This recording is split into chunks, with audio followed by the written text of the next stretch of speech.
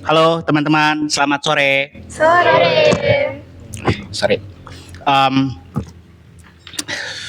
Puji syukur ya kita bertemu lagi di hari Minggu sore yang berbahagia ini. Di edisi Operasi Teks kali ini kita akan membicarakan sebuah esai yang berjudul Frau, aku lupa judulnya, panjang. Datang dari luar angkasa. Iya, Frau datang dari luar angkasa yang ditulis oleh Mbak Pamela. Kebetulan penulisnya juga ada datang di sini. Jadi ini menyenangkan dan memberikan pressure yang agak sedikit lebih kencang kepada yang memantik. Tapi nggak apa-apa. Pada dasarnya kan ini mencari perspektif kan. Semua punya perspektifnya masing-masing dan perspektif itu tidak ada yang salah dan tidak ada yang benar gitu. Yang salah cuman Prabowo. Oke. Ada. Oke, mungkin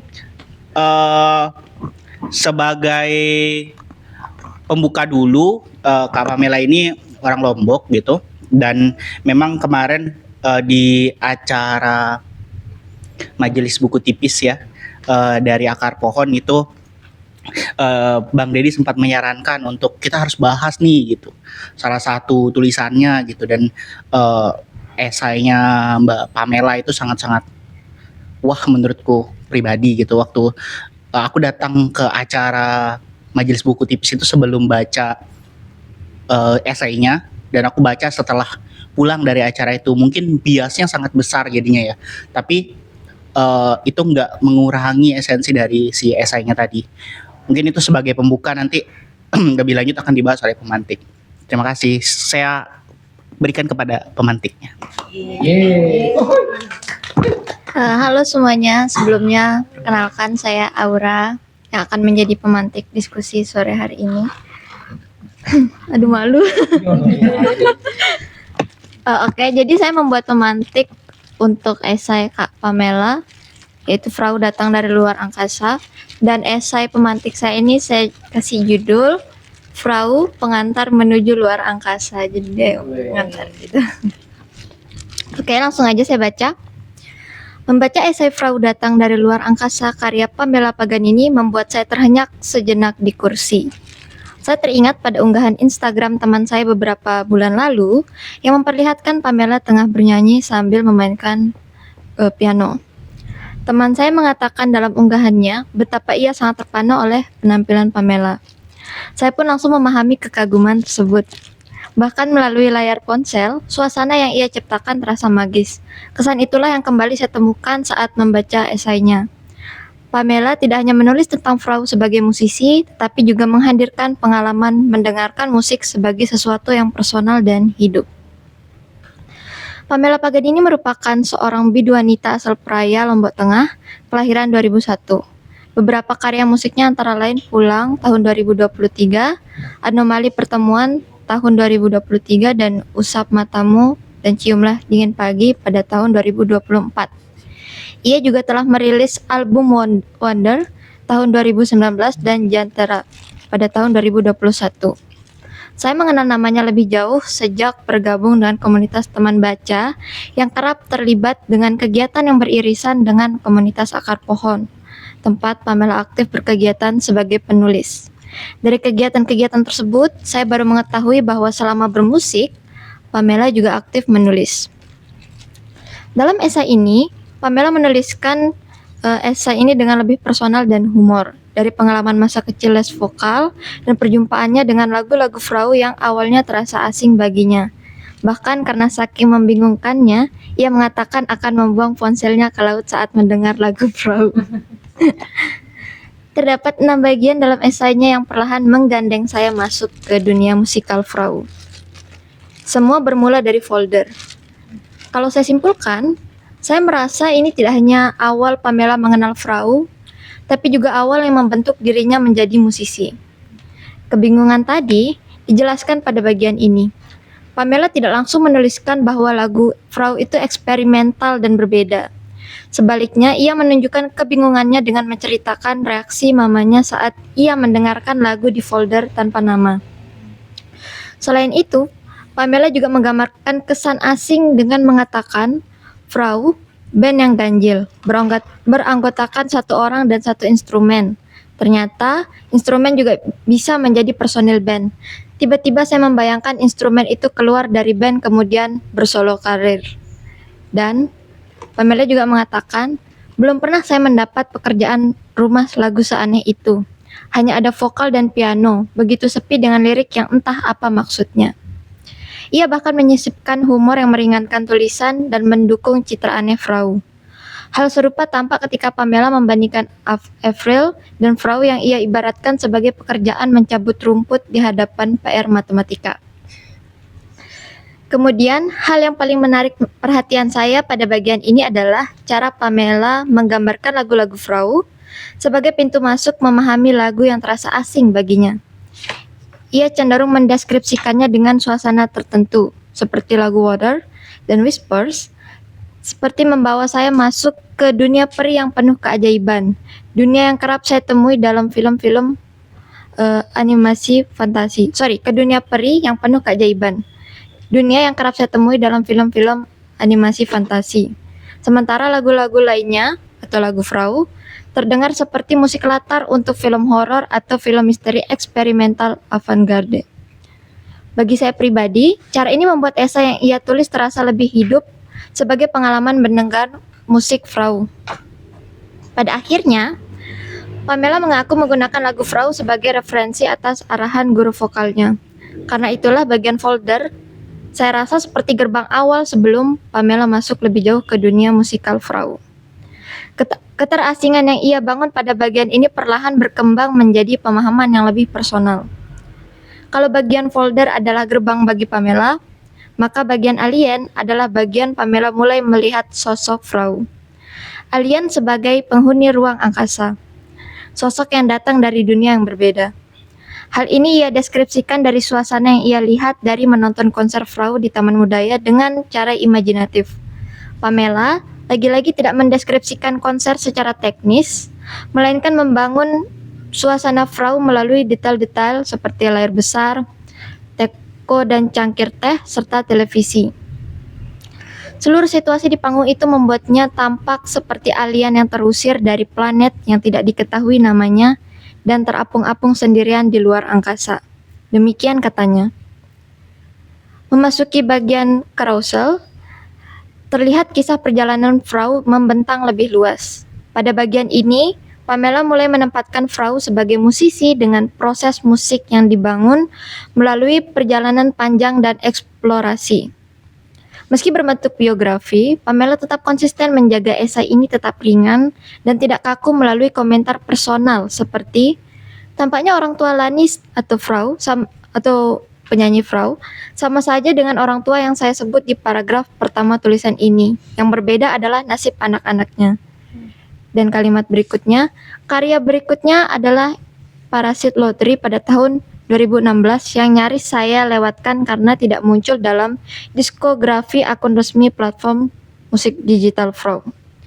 Pamela juga menuliskan biografi Lani atau Frau secara bertahap dari latar belakang keluarga, proses belajar musik, hingga perkembangan karya-karyanya sehingga menyebabkan bagian ini lebih informatif dibandingkan bagian sebelumnya. Bagian fondasi adalah tempat Pamela menjelaskan suasana magis yang dibangun Frau tidak hanya terjadi begitu saja, tetapi ada detail yang membantu terbangunnya suasana tersebut. Pada bagian ini pula yang mendorong keinginan saya untuk lekas mendengarkan lagu-lagu Frau di YouTube. Pamela menganalisis lagu-lagu Frau melalui permainan akor, tempo, dinamika, hingga struktur koda. Ia juga mendeskripsikan nada-nada dengan menggambarkan nuansa seperti tempo cepat yang memberikan nuansa mencekam dan tempo sedang atau pelan yang memberi nuansa tenang. Serta lagu Something More, misalnya, diawali intro piano berisi perpaduan akor minor dan akor 7 yang menghasilkan nuansa gelap dan terdengar mengendap-endap. Seperti yang saya katakan tadi, bagian ini membuat saya penasaran dan segera mendengarkan lagu-lagu Frau di YouTube. Hal-hal yang dijelaskan oleh Pamela membuat saya berpikir, benar ya seperti ini atau ini yang dimaksud. Meskipun saya menikmati musik sebatas mendengar dan membaca liriknya. Membaca bagian lirik dramatis sekaligus juga membaca musik Frau. Di bagian ini, Pamela menelaah teks lirik seolah berusaha memahami bagaimana cerita dalam lagu itu bergerak. Cara yang sama dengan menganalisis isi cerpen dengan melihat kalimatnya, saya rasa. Pamela menjelaskan tentang sudut pandang lirik dan alur yang dibuat dalam lagu, seperti operasi teks tapi dalam versi teks lirik. Ia juga memberikan kritik pada karya Frau yang argumentasinya didasari pada pengamatannya terhadap struktur musik dan perubahan dinamika musik Frau. Akan tetapi, pada lagu-lagu selanjutnya, aransemen piano Frau kurang variatif. Ia banyak melakukan pengulangan komposisi dan bagian lagu dengan konstan sehingga terdengar monoton. Demikian kritiknya. Ciri khas esainya yang diselipkan humor juga terdapat pada kalimat kritiknya. Salah satunya, Frau juga tampaknya hendak menyajikan sesuatu yang baru dalam Tukang Jagal. Ini kalimatnya Kak Pamela. Di mana nyanyian hanya muncul di detik-detik terakhir lagu, seakan-akan nyanyian tersebut adalah anak orang lain yang entah kenapa harus diajak ikut serta. Membuat saya terpingkal setelah mendengarkan lagu Frau Tukang Jagal karena kayak oh ini yang dimaksud gitu. Jadi lagunya itu banyakan piano yang di depannya. Jadi nyanyinya tuh udah paling belakang gitulah. Itu. Kembali mengingat bagaimana Frau datang, bagian datang dari luar angkasa terasa sebagai penutup yang merangkum keseluruhan pembacaan Pamela terhadap Frau. Pada bagian ini, Pamela mendeskripsikan dinamika tren musik di Indonesia pada masa itu, sehingga kehadiran Frau benar-benar terasa seperti sesuatu yang datang dari dunia lain. Bagi saya, bagian ini justru menggambarkan bahwa metafora datang dari luar angkasa justru tidak berlebihan. Pamela memberikan data yang kuat untuk menyampaikan argumentasinya. Semuanya berasal dari musik, data-data tersebut. Ia juga menjelaskan bagaimana karya musiknya bermula melalui Frau dengan mencontohkan lagu miliknya, Anomali Pertemuan, yang juga saya dengarkan saat membaca esai ini. Kemudian, Pamela menutup esai ini sama dengan ia memulainya. Terasa seperti perjalanan yang kembali ke titik awal. Setelah membahas Frau melalui berbagai sisi, dari suasana, musikalitas, hingga lanskap musik Indonesia, Pamela akhirnya kembali pada dirinya sendiri sebagai seseorang yang dibentuk oleh musik-musik tersebut. Sekian dari saya, terima kasih. Gitu. Suara Aura agak soft ya hari ini. Tapi nggak apa-apa. Oke, itu dari pemantik tadi dia sudah menceritakan kesannya setelah membaca esai yang kita bahas hari ini. Nah, mungkin kita langsung aja ya dari teman-teman yang lain. Kita putar kemana nih? Kiri. Kanan lebih baik. Kiri kanan aja. Kiri kanan. Kiri kanan berarti kiri dulu kanan. Oh ya, kita ke Desi dulu. Desi, silakan Desi. Wih, banyak catatan di sini. Oke. Kalau menyangkut esai ini ya, yang paling saya lihat itu ada dua aspek. Yang pertama itu kalimat saya hanya mengarangnya agar terdengar dramatis. Itu muncul 3 kali, di awal, di tengah, sama di akhir. Dan saya rasa ini tuh bukan cuma disclaimer jujur penulis kepada para pembaca, tapi kayak wink kayak di kayak gini loh, kita si penulis tuh sedang bermain batas antara memoir dan rekonstruksinya terhadap esai ini. Dan yang menarik justru karena penulisnya mengaku ia mengarang, hal-hal yang tidak diberi disclaimer di part-part selanjutnya itu kayak kita lebih percaya pada bagian-bagian tersebut karena tidak diberi disclaimer kan, karena dia bilang tidak dikarang nih. Dan ini kan menurut saya ini adalah kejujuran yang strategis. Dan yang kedua, kalau kita perhatikan penulis itu hampir tidak pernah menempatkan dirinya sebagai subjek utama yang aktif. Jadi dia tuh selalu diajak, dipanggil, diberi tugas, terus menerima folder. Bahkan saat ia akhirnya membawakan lagu Frau di atas panggung, momen yang harusnya menjadi puncak kepemilikan dari penulis ini sendiri, ia tetap menempatkannya sebagai laporan ke guru vokalnya. bukan sebagai pencapaian pribadinya. Dan ini bisa dibaca menjadi dua cara, yaitu yang pertama kerendahan hati yang tulus dari si penulis ini, yaitu tidak self-centered lah, tidak menempatkan dirinya di tengah-tengah menurut saya. Atau strategi naratif untuk menjaga fokus ini tetap ke Frau tadi, bukan ke penulisnya sendiri. Tapi ada kemungkinan ketiga yang lebih menarik, bahwa si penulis ini sedang mereproduksi posisi Frau sendiri sebagai sosok yang datang dari luar angkasa, terapung-apung di pinggir arus utama. Dan si penulis mengidentifikasi diri dengannya, dan itu tercermin dalam ia memposisikan dirinya dalam narasi. Itu dari saya, terima kasih.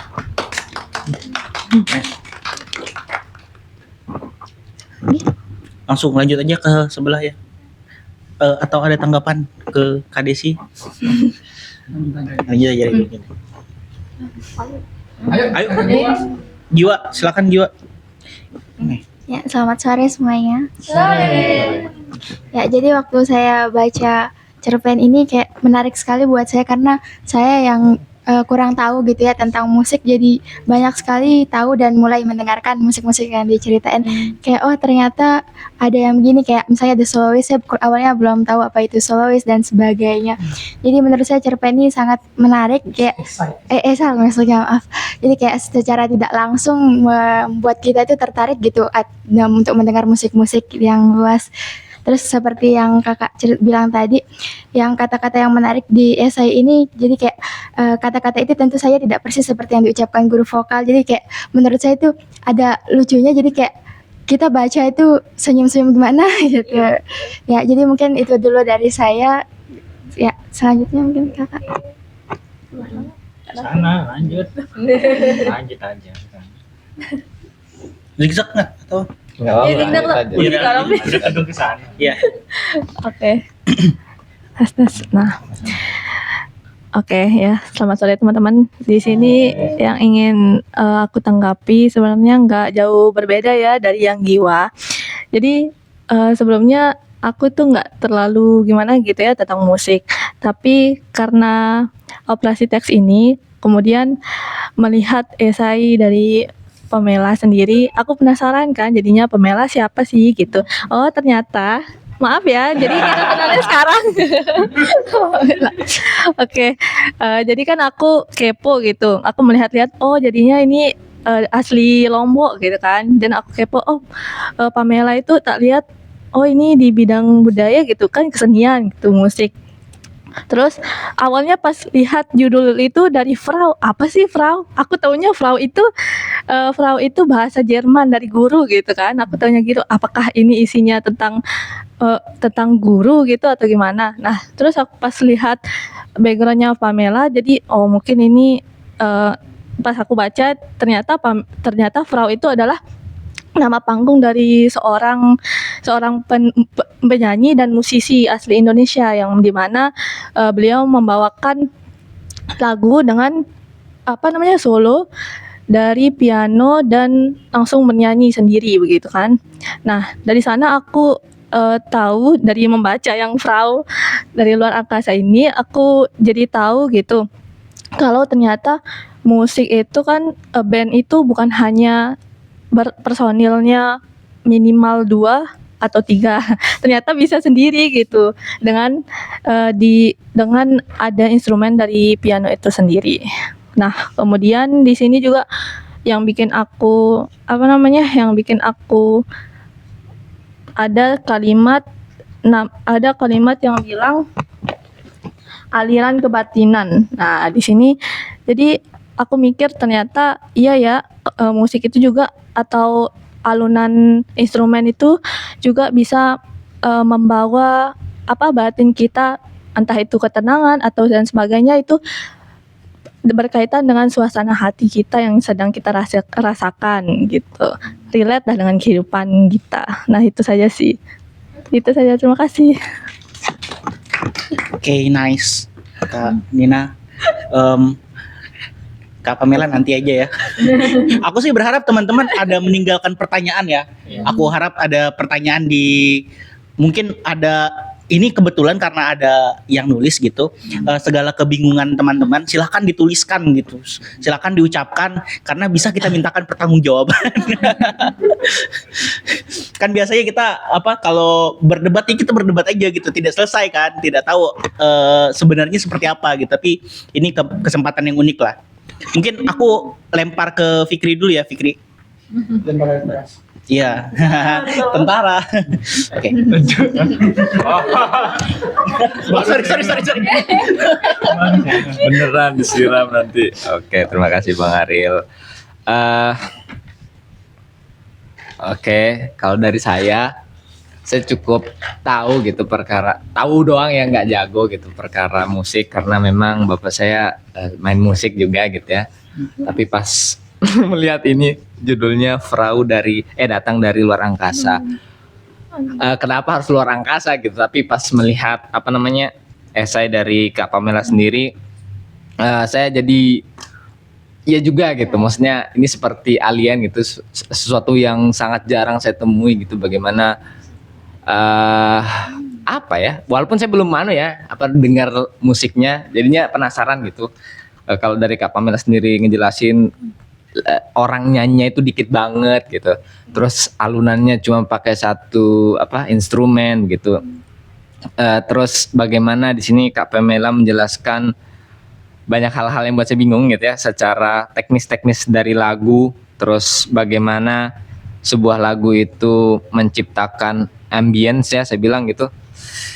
Itu bikin saya bingung, tapi sebetulnya di satu sisi memberikan saya sebuah awareness, mungkin saya bilang bahwasanya sebuah lagu memang mestinya gitu diartikan sangat dalam gitu ya, tidak sekedar hahaha terus mendengar dengan santai gitu, tapi sebetulnya lagu itu bisa memiliki soulnya sendiri gitu. Makanya di sini saya mencatat beberapa hal, misalkan kayak dia bilang ada kata dramatik persona gitu, kemudian ada subjek lirik, terus juga bagaimana sih satu benda bernama piano itu bisa dinyatakan kurang variatif gitu. Kan kalau kurang variatif mungkin saya pikir hanya diulang-ulang saja misalkan adanya gitu, atau mungkin ternyata ada bentuk lain yang sebenarnya tidak variatif gitu. Kemudian juga bagaimana di dalam sebuah lagu itu mengandung beragam emosi, kritik sosial yang dimunculkan oleh para pembuat lagunya gitu ya. Banyak hal yang membuat saya kebingungan sebetulnya ya terkait hal ini. Tetapi kalau kembali kepada judul gitu, Frau datang dari luar angkasa. Ini sebetulnya satu hal yang men-challenge gitu karena saya sangat jarang menjumpai esai seperti ini gitu. Rasanya sangat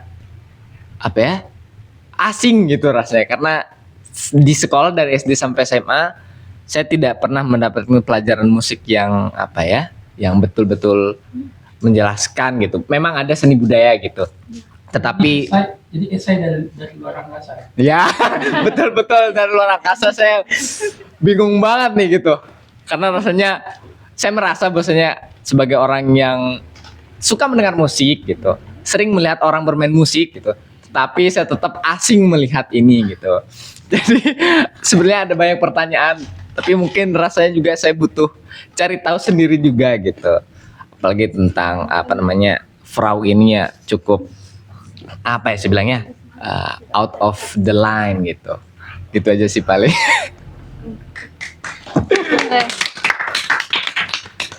Saya mau mengutarakan kesan saya juga duluan.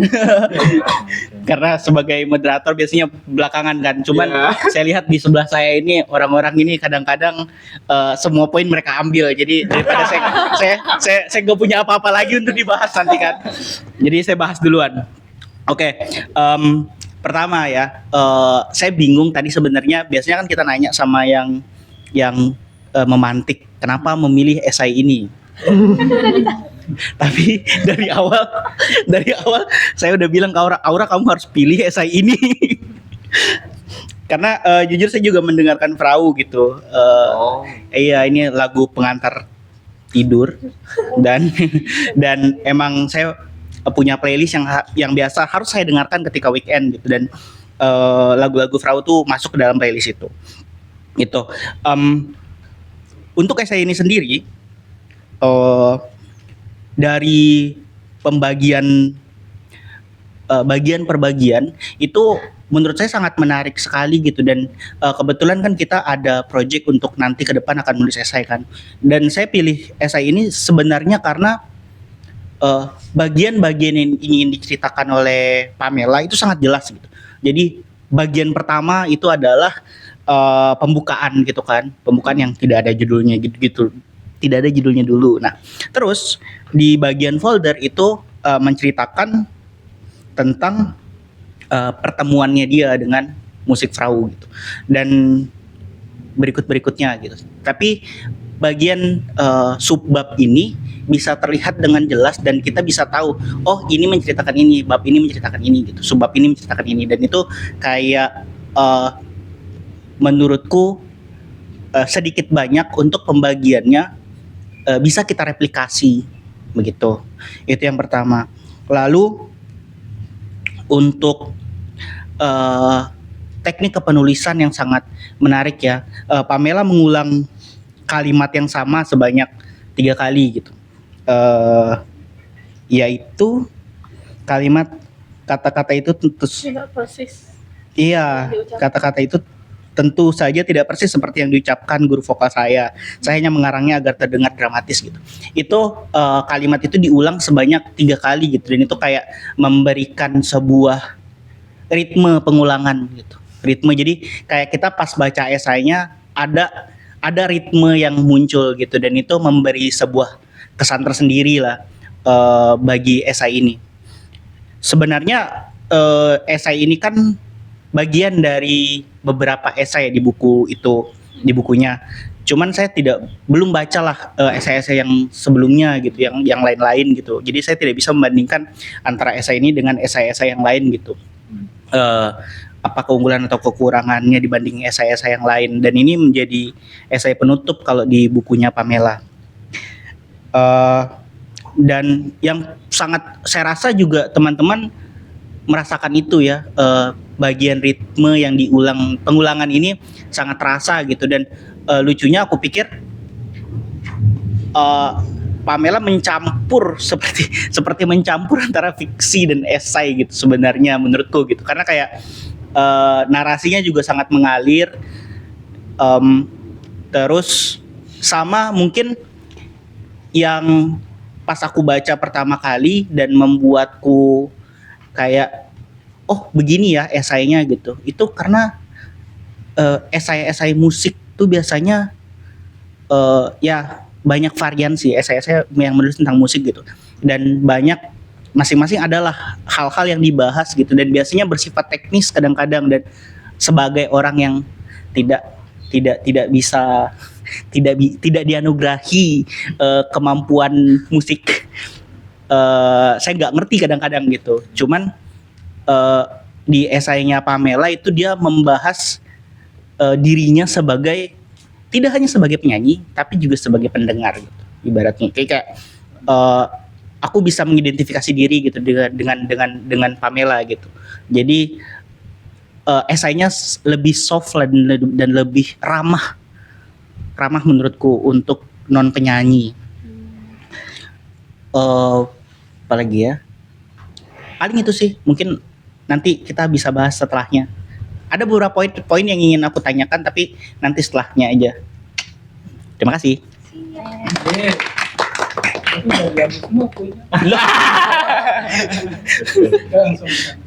Kesana dulu.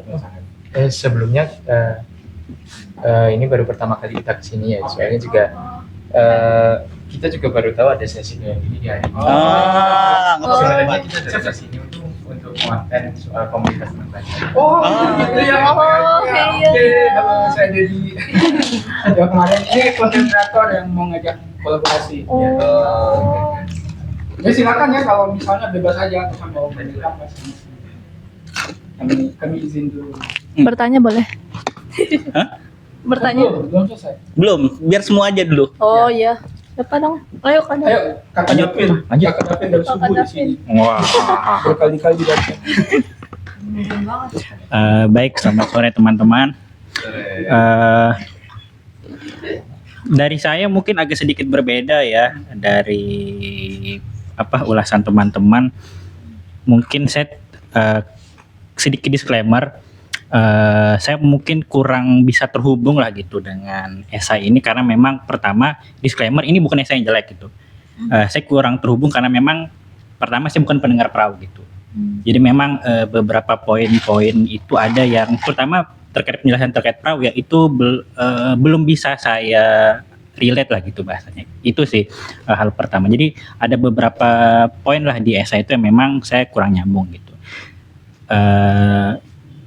Terus mungkin saya ingin karena ada langsung orangnya gitu kan sebenarnya agak ya tadi bilang pressure juga ya kita ngasih masukan atau kekurangan di mana tapi mungkin saya hal pertama mungkin yang saya keluhkan kalau tadi teman-teman ngerasa yang pengulangan 3 kalimat terkait apa dibilang dramatisir itu mungkin itu pengulangan yang buat saya di awal itu mungkin semacam punchline yang ketika udah diulang kedua kali itu nggak greget lagi gitu. Itu yang saya rasakan gitu. Jadi pas yang pertama saya bisa iya ya menarik gitu. Tapi pas udah kedua ketiga tuh aduh kok pengulangan gitu. Itu yang saya rasakan yang terkait pengulangan itu gitu. Jadi mungkin sisi magisnya kalimat itu ketika diulang sampai 3 kali itu saya ngerasa berkurang gitu. Terus juga mungkin saya nggak tahu ya asli yang ngetik kemarin siapa? Enggar. Iya, banyak tipe. Ada beberapa tipe ya. Bukan. Yang aslinya memang dia padat ya paragrafnya. Nah itu saya mungkin agak kurang, mungkin agak kurang nyaman di bagian paragraf yang cukup padat gitu. Mungkin ini cuma masalah selera gitu karena kan yang di esainya Eka Kurniawan kan itu yang itu ya. Wah, kalau nggak salah ada di esai Kurniawan dia juga satu paragraf semua gitu. Nah, mungkin ini cuma masalah selera sih. Karena saya biasanya kan memang baca esai yang paragrafnya cukup terpotong-potong gitu. Jadi ketika tumben baca yang yang panjang itu kayak paragraf banyak. Ya, capek juga napas gitu kan. Kayak nggak ada jeda. Ya betul sekali banget. Saya baru lagi tadi pagi gitu. Itu sih mungkin hal yang kurang juga gitu. Itu sih. Nah, mungkin yang salah satu yang lebihnya adalah ini bisa jadi bisa jadi role model saya sih juga. Karena saya sebenarnya dari dulu tuh pengen buat esai yang istilahnya itu menggambarkan kesukaan kita terhadap musik gitu. Nah, saya itu kan suka efek rumah kaca gitu. Nah, sebenarnya itu pengen banget buat tulisan yang kayak gini gitu, istilah menceritakan kasih tahu kalau saya itu suka band efek rumah kaca loh dan dan musik-musik itu. Nah, mungkin ini bisa jadi salah satu role model saya untuk mungkin beberapa hari ke depan bakal nulis tentang topik itu gitu. Itu dan juga tadi kalau nggak salah Giwa yang bilang ya, saya sempat di tengah itu bingung, tapi ini bingung yang good way ya, maksudnya awalnya kan dia kayak bercerita pribadi kan gitu, lama-lama saya lupa kalau ini itu esai gitu, karena ada kesan cerpen itu gitu, dan saya kayaknya tumben deh baca esai yang kayak yang buat kita ngerasa pas di awal esai tapi tiba-tiba di tengah kok ini kayak cerpen gitu ya. Di satu sisi memang itu itu keanehan atau keunikan yang bagus lah gitu bahasanya gitu, karena kita dibuat berarti penulisnya berhasil nih yang membangun suasana kayak tadi penggambaran magis sampai yang penulis itu lupa kalau itu kita lagi baca esai loh, bukan baca cerpen gitu. Itu sih beberapa poin yang terkait esai ini. Lagi-lagi saya mungkin memang belum terlalu bisa relate dengan, karena memang saya bukan pendengar perahu. Kemarin sempat sih saya pas ngasih tahu pas ngobrol sama siapa Bang Det ya terkait perahu itu sempat saya dengarkan, tapi kayaknya belum masuk lebih tepatnya gitu, karena kan masih dengar sekilas, jadi saya nggak berani bilang nggak masuk, belum masuk karena saya belum nggak kemarin tuh cuma dengar sekilas, oh ini lagunya Val gini gitu. Sama apa lagi ya? Ya itu sih beberapa poin dari saya. Terima kasih. Oke, langsung aja. Oke, terima kasih banyak teman-teman. Saya mungkin tidak akan panjang karena semua poinnya sudah tadi banyak ya. Cuman saya tambahi beberapa hal yang sifatnya apa ya, umum aja. Maksudnya ini kan kepentingannya untuk kita di teman baca ya, yang rencana memang mau bikin kelas menulis esai, dan memang rencananya tahun ini mungkin bisa kita bikin antologi esai.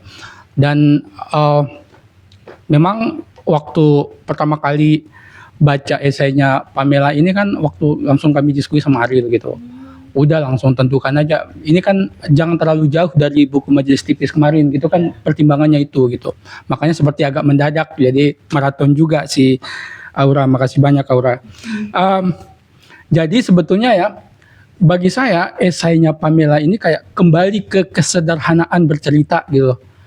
Jadi ya udah dia di sini tuh kayak aku pengen bercerita nih gitu, dan dia jadi sekarang kan di tengah informasi yang serba ringkas segala macam, esai ini kayak kembali lagi ke esai-esai yang apa ya, bukan konservatif, yang apa istilahnya, masih gaya lama gitu.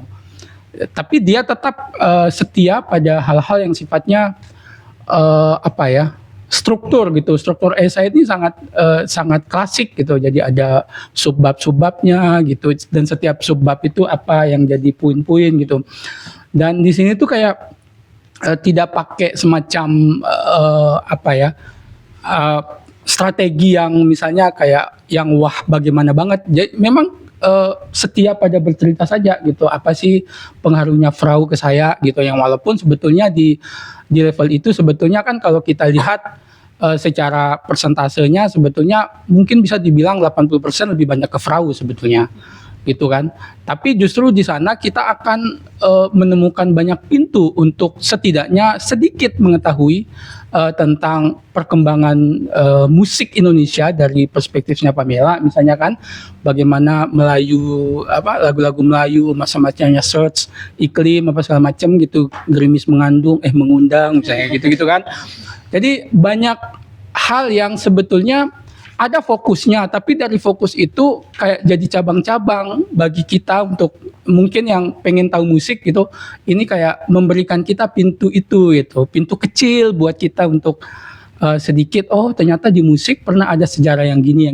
Jadi menjadi kaya. Jadi ini kalau ibaratnya pohon itu bagian besarnya tuh tetap ada gitu. Kemudian ada cabang-cabangnya gitu yang akan membawa kita memahami. Bahkan yang menarik adalah karena Pamela sendiri adalah seorang musisi, sehingga secara teknis ada hal yang sebetulnya yang membuat barangkali bagi kita yang bukan orang musik misalnya ya, mungkin nggak begitu perhatikan. Sebetulnya yang membuat esai ini hidup justru karena istilah-istilah teknis musiknya, seperti ada kata apa namanya kayak apa chorus apa segala macam, pentatonik segala macam. Hal-hal itu yang membuat detail-detailnya menjadi hidup, nggak klise kayak gitu. Jadi apa ya, bagian awal sebetulnya kalau bicara soal nuansa cerpennya ke cerita pendeknya, fiksinya sebetulnya nggak banyak sebetulnya, dalam artian bahwa meminjam instrumen-instrumen fiksi, dalam hal ini ada dialog apa segala macam, sebenarnya nggak banyak kan gitu. Bagian awal mungkin ada juga bagian akhir. Ya jadi intinya sih menurutku ini jenis esai yang barangkali masih bisa kita baca ulang untuk kepentingan kita nanti. Kalau misalnya ada yang pengen teman-teman belajar menulis esai yang cukup panjang tentang tema-tema spesifik gitu, menurutku ini salah satu yang bisa kita pakai. Kita pelajari strukturnya gitu segala macam gitu. Aku sih sebetulnya secara umum itu aja sih sebetulnya, karena detail-detail tadi udah dijelasin. Itu aja sih sebetulnya. Saya tentu banyak ada pertanyaan juga buat Pamela, tapi nanti sesi berikutnya ya gitu ya. Oke, terima kasih.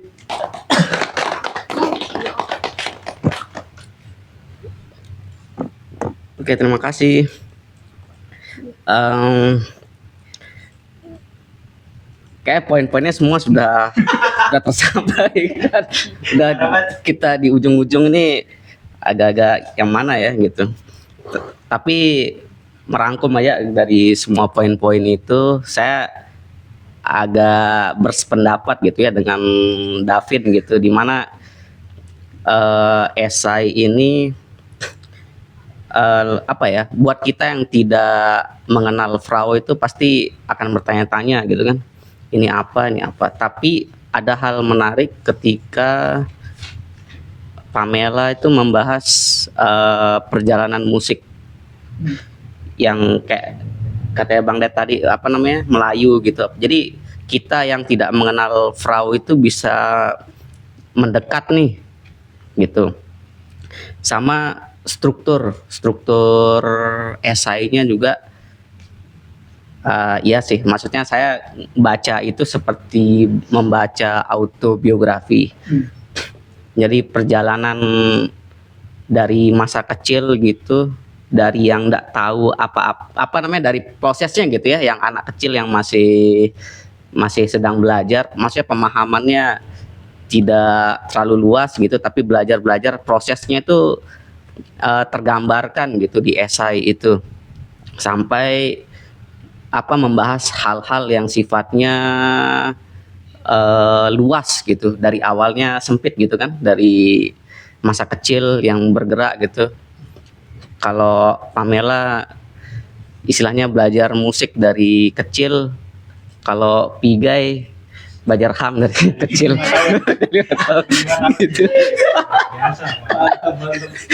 Gitu.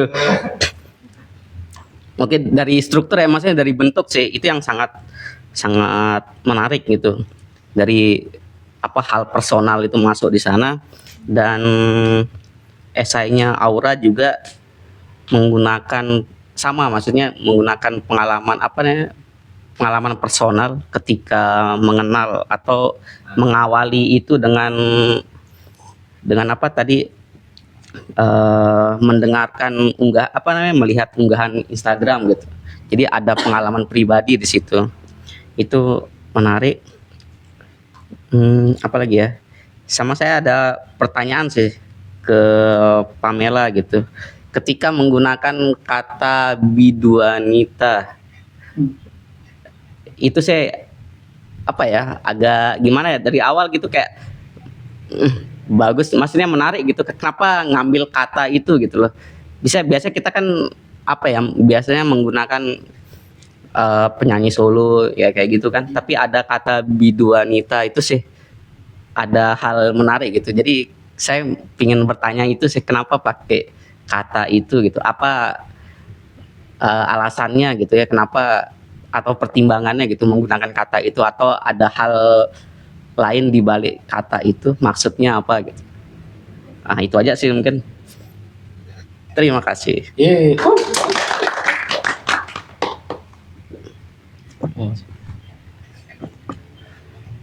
Sebenarnya saya baru membaca esai ini tadi siang, dan emang ternyata ini kayaknya salah satu esai yang paling panjang ya yang selama ini, ya, kayak melebihi esainya George Orwell itu. Nah, tapi tadi kayak poinnya Bang Ariel tadi, saya juga merasa kan di sini kan ada poin-poin yang ditaruhin sama penulisnya kan. Ya subbab itu yang membuat dia kayak tidak terlalu terpecah fokusnya. Karena misalnya kalau hari ini misalnya saya baca 2 subbab, besok bisa dilanjutin lagi gitu. Karena kalau tidak ada subbabnya dan saya baca sekali terus besok mau baca lagi, kayak bingung kemarin tadi sampai yang mana gitu. Terus yang saya suka ini adalah sebenarnya saya pernah baca tulisan yang kayak gini, yang terakhir itu bukunya Seno yang Jazz, Parfum, dan Insiden. Dia itu benar-benar membahas tentang jazz juga, kayak musik jazz semua pemusiknya dan teknisnya juga gitu. Jadi kayak tidak terlalu asing.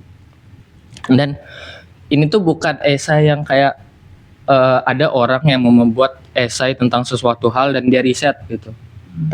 Tapi kayak diawali dari kesukaannya dia. Kayak seorang nerd yang bercerita aja gitu.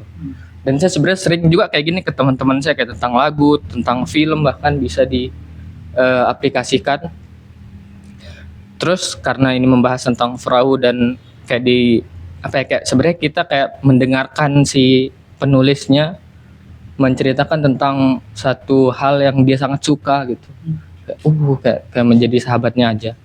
Terus saya mendengarkan satu album yang tadi album yang Koda itu, apa tadi nama album, Happy Koda.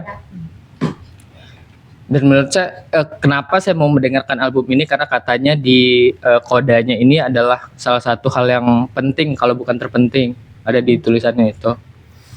Dan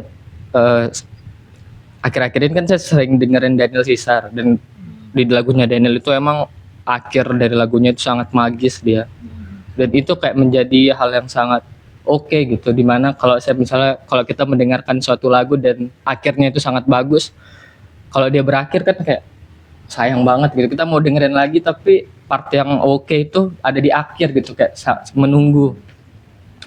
Yang saya suka dari album Happy Koda itu ada judulnya Mr. White kalau tidak salah, Mr. Wolf. Nah itu sangat bagus lagunya, karena kayak permainan pianonya juga oke. Dan yang saya suka juga dari esai ini adalah dia sangat informatif, informatif banget. Kayak misalnya dia menceritakan tentang pergerakan pemusik di Indonesia pada era sekian. Terus saya juga bertanya-tanya kenapa saya tidak terlalu familiar dengan Frau gitu. Kalau misalnya dia disandingkan dengan Sheila on 7 bahkan pada tahun segitu. Dan pas saya lihat juga lagunya yang di YouTube, walaupun pendengar itu 9.000 lebih, tapi likes-nya cuma 62 gitu. Apakah ini kenapa dia tidak populer gitu kan? Padahal lagu-lagunya sangat oke menurut saya. Tadi saya tuh dengar satu album sambilan masak sebenarnya, dan masuk banget deh sebenarnya. Saya masak terus dengerin lagunya walaupun ada iklan di YouTube karena nggak premium. Pasti hasil masakannya kayak masakan alien ya. Iya. Itu sih. Dan kalau tentang penulisannya paling yang agak saya teringat gitu ada di bagian yang di subbab yang mana gitu, yang dimana penulisnya kan dia awalnya kan menceritakan tentang Frau itu menggunakan Frau, terus pas dia ceritain masa kecilnya Frau yang namanya dia Lani, terus diceritain tuh menggunakan nama Lani terus-terusan, terus pindah ke Frau lagi. Itu menurut saya kayak fokusnya kemana gitu, dan lumayan ini sih ada yang kayak jalan terus kayak kesandung kerikil gitu bagi saya. Dan juga endingnya dia pakai dengan cara yang awal menurut saya itu oke. Terus kenapa saya sangat masuk dengan esai ini adalah tadi itu kayak diceritain sama seorang nerd, dan menurut saya ini tuh sangat ada tantangannya membuat esai seperti ini, karena tidak semua orang yang sangat suka tentang musik gitu atau tentang film atau apa gitu kan. Kayak di sini tadi kan ada beberapa yang kayak tidak masuk, dan disitulah tantangannya, dan dia mengambil itu gitu. Itu saja. Oke.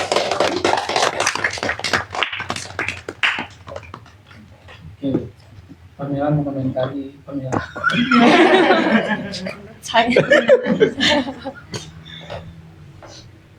Silakan. Mungkin silakan Kak Pamela ingin berkomentar atau tapi aku sih jujur kayak ingin mendengar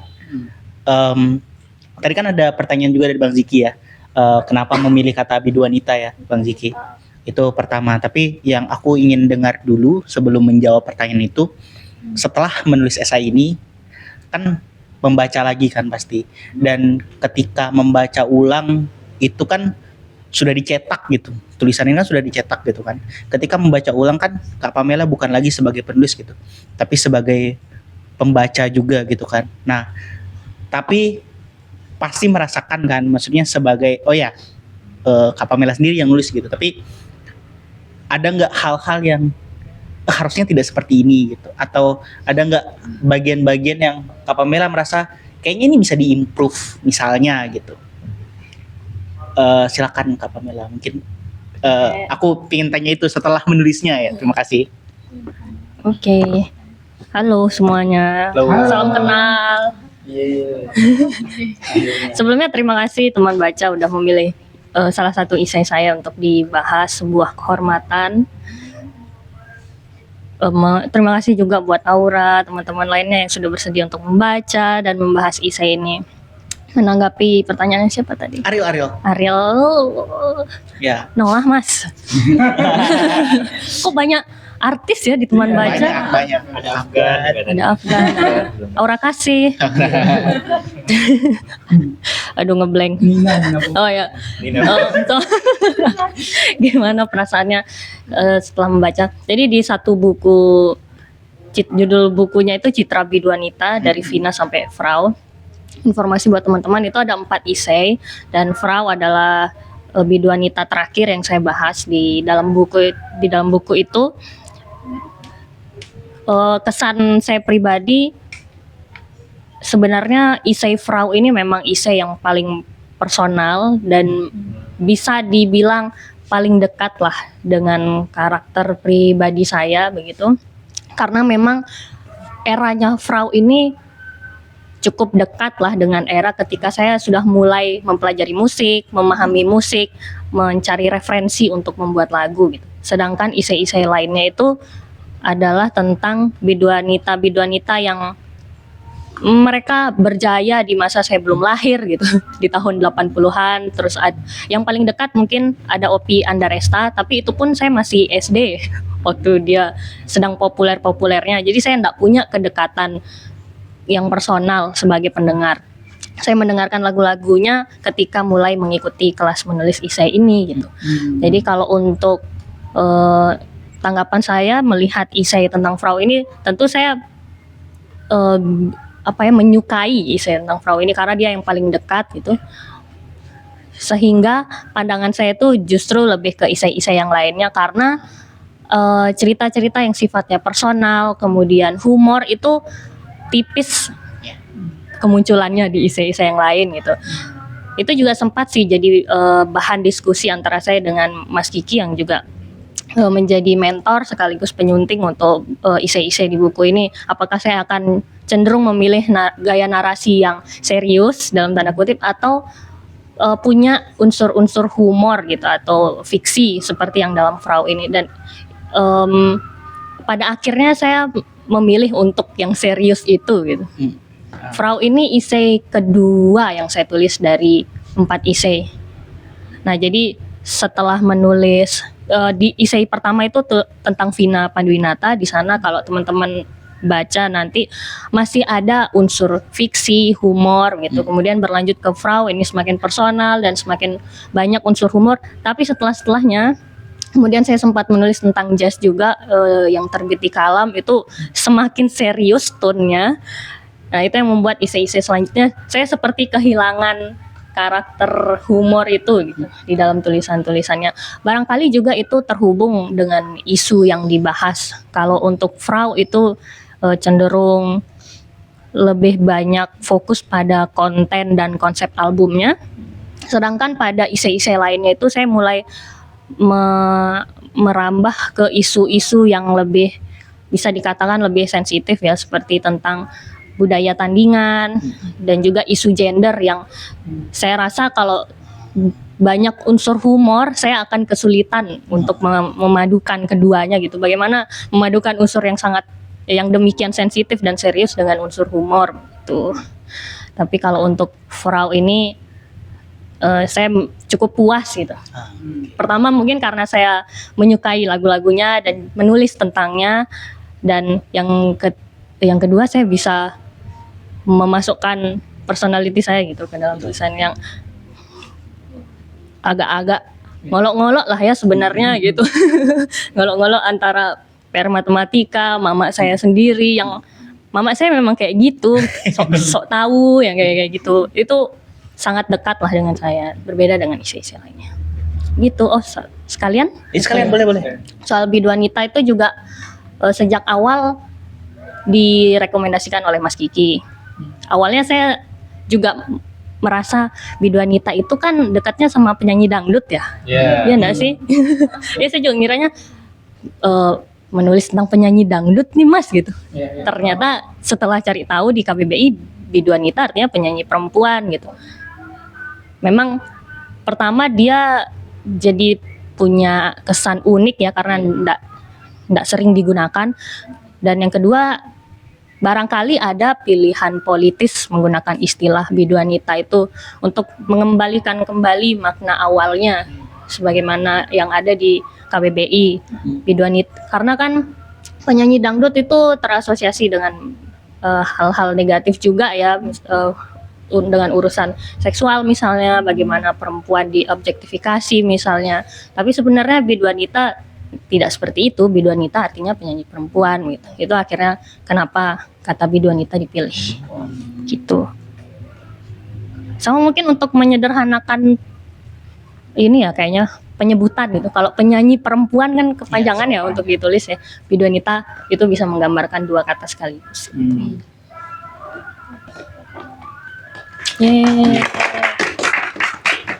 Nah, lanjut ke teman-teman tadi yang bilang ada pertanyaan. Silakan tuh, Bang Det. Kalau aku mau bertanya ke Aura juga, Oh, gimana tantangannya? Karena waktu dia nulis ini, setahu saya ya, tolong koreksi kalau salah. Mungkin dia juga baru dengar Frau gara-gara esaimu, dan pada akhirnya dia mengulik, dia juga main piano, belajar piano kan. Dia ngulik, diam-diam lagunya. Lalu ceritakan ini apa namanya behind the scene-nya kamu nulis esai. Itu sih sama kayak kata Bang Det, kan memang saya belum pernah dengar lagunya Frau. Saya rasa malah saya lebih banyak mendengar lagunya daripada membaca esainya Kak Pamela gitu. Karena sebenarnya yang saya tangkap itu adalah bagaimana Kak Pamela membuat esai itu dengan proses mendengar dan melihat gitu.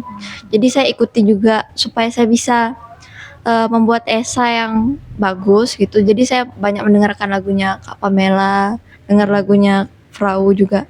Jadi apa yang disampaikan Kak Pamela itu juga bisa saya mengerti gitu. Saya dapatkan gambarannya. Cuma tantangannya itu pertama kan sebelumnya saya udah pernah memantik esai gitu. Saya tuh kurang puas dengan hasilnya karena sebenarnya banyak yang saya pikirkan tapi yang saya tulis itu cuma beberapa lah. Jadi pada kali ini, pada saat memantik kali ini tuh lagi-lagi banyak hal yang saya pikirkan dan artinya kan banyak hal juga yang harus saya tulis gitu dan menyusunnya itu tidak mudah. Jadi kemarin caranya adalah saya membaca esai, terus setelah membaca esai itu ada tahap meng-highlight gitu apa yang menarik nih untuk dibahas gitu. Itu sih dari saya. Kemarin ngulik lagu apa? Penenun Hujan. Merakit penenun hujan sama usap matamu dan ciumlah dingin pagi. Tarian Sari belum ya? Tarian Sari sulit soalnya. Gitu sih. Dan tapi di sisi lain saya bersyukur sih kayak udah baca esai ini. Sama kayak katanya Farhan tadi lagunya Frau itu bagus banget. Sebenarnya kalau misalnya dia terbit sekarang mungkin akan lebih hype lagi karena banyak lagu yang seperti itu kayak lagunya Nadine Amizah mungkin yang liriknya puitis. Tapi ini bagian lirik sih bukan musiknya beda gitu. Itu sih kalau dari saya. Oke. Silakan teman-teman. Tadi Kanina juga mau nanya katanya. Sebenarnya saya mau bertanya yang di pengalamannya itu sih yang saat diberikan tugas oleh gurunya di situ kan. Ya kan ditanya kan sepekan setelah itu kok kan Pamela kan bingung kok nggak ada nanya nih gurunya tentang tugas itu gitu. Nah terus tiba-tiba gurunya bilang kamu mau nggak disuruh gitu kan buat seperti yang Frau itu. Nah itu mau tanya perasaannya gimana, apakah setelah disuruh buat tugas seperti itu apakah senang atau kayak deg-degan gitu atau gelisah untuk mengerjakannya dan butuh waktu berapa gitu aja sih, lebih ke pengalaman aja. Saya suka cara kamu bukan main cara pang-pang.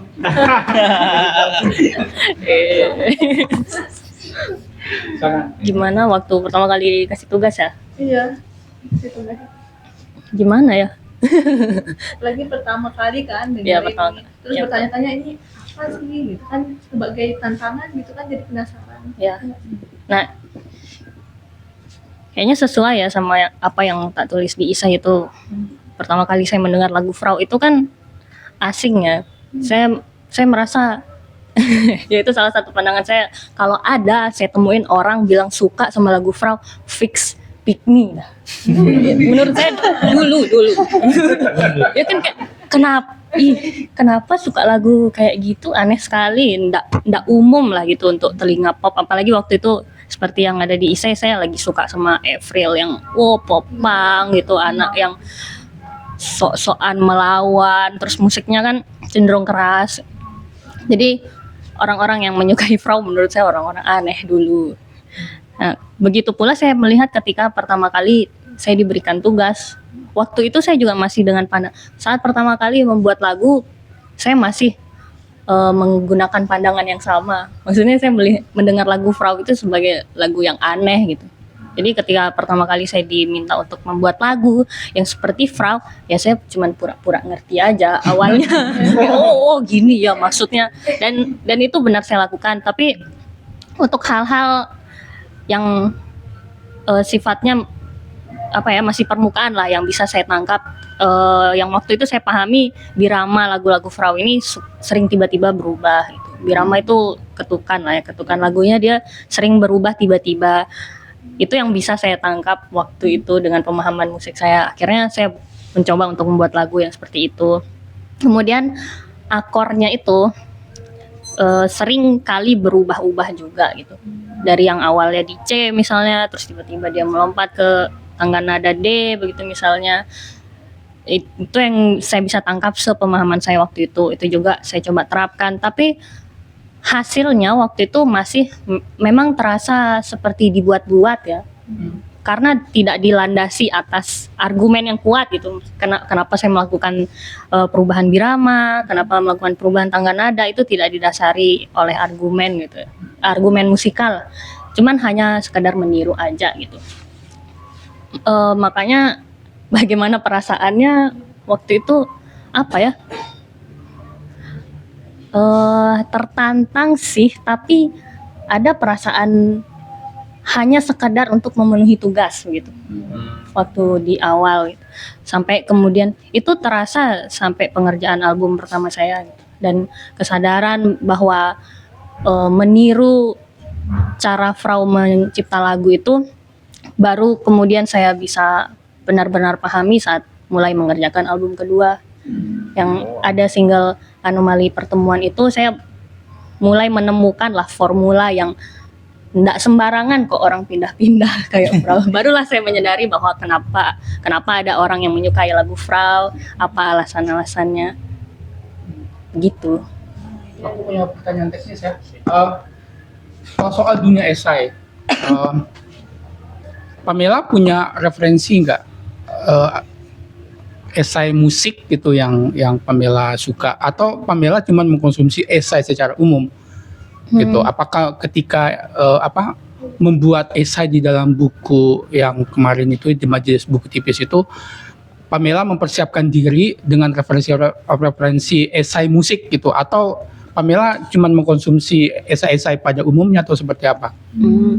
Kalau untuk ada esai yang memang esai musik, ada yang referensinya itu berasal dari esai sastra sebagian besar malah sebenarnya esai sastra, karena tidak banyak yang nulis esai tentang musik gitu. Kalaupun menulis tentang musik itu lebih ke ulasan yang isinya lebih ke kesan pribadi aja gitu, tidak membahas konten lagunya secara Kalau bisa spesifik. disebut apa contoh esai yang mungkin bisa jadi referensi buat kita? Kalau untuk musik ya, kalau untuk musik itu Nuran Wibisono. Oke. Nuran kan Rock. Iya, Boys Don't Write Rock and Roll ya, itu buku kumpulan esainya. Itu jadi buku referensi pertama saya waktu menulis esai tentang musik.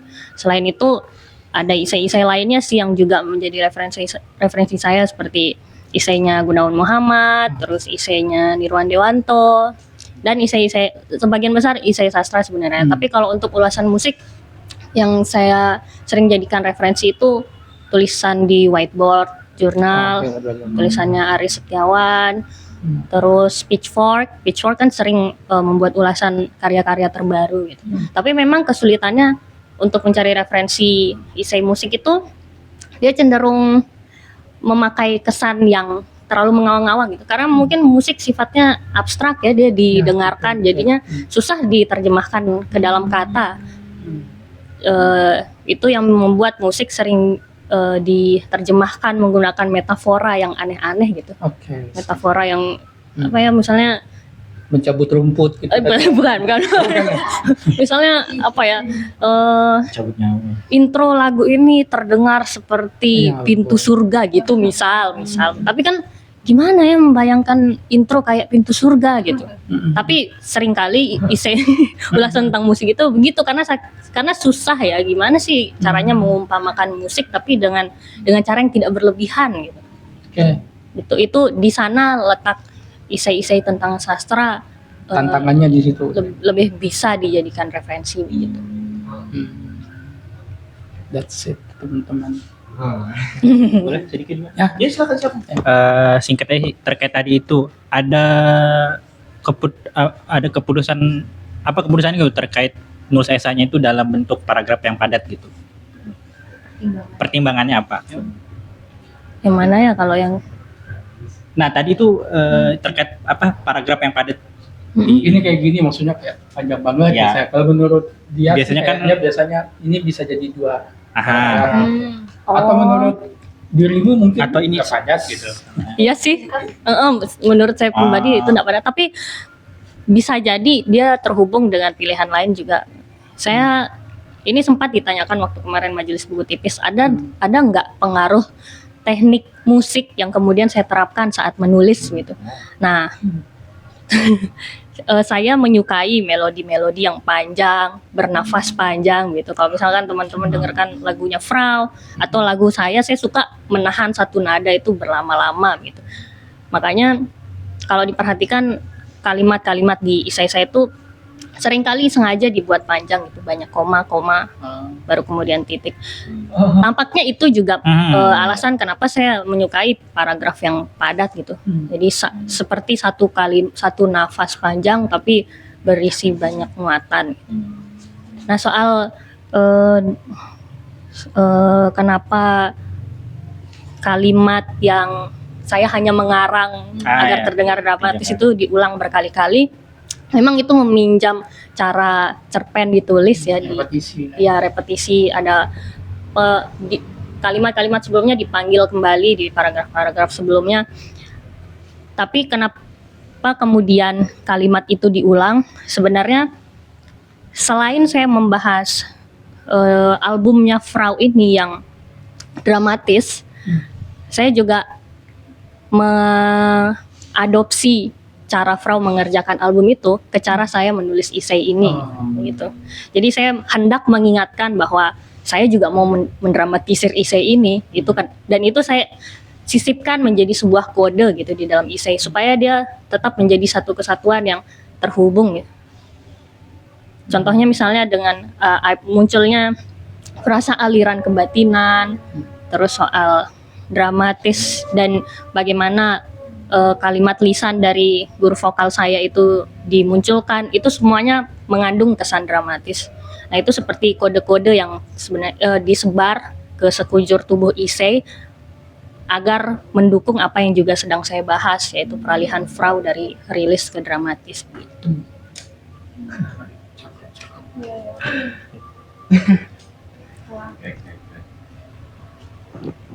Waktu membatasi kita. Oke, sayang sekali ya teman-teman. Saya juga masih punya banyak pertanyaan sebenarnya, tapi bisa kita bicarakan setelah forum ini karena kita dibatasi oleh waktu. Mungkin saya tidak bisa menyimpulkan apa-apa dari obrolan kita karena banyak sekali poin yang sudah diutarakan dan saya pikir kesimpulan malah mempersempit obrolan kita gitu. Mungkin setelah ini kita bisa ngobrol lagi lebih panjang dan lebih bermakna mungkin ya.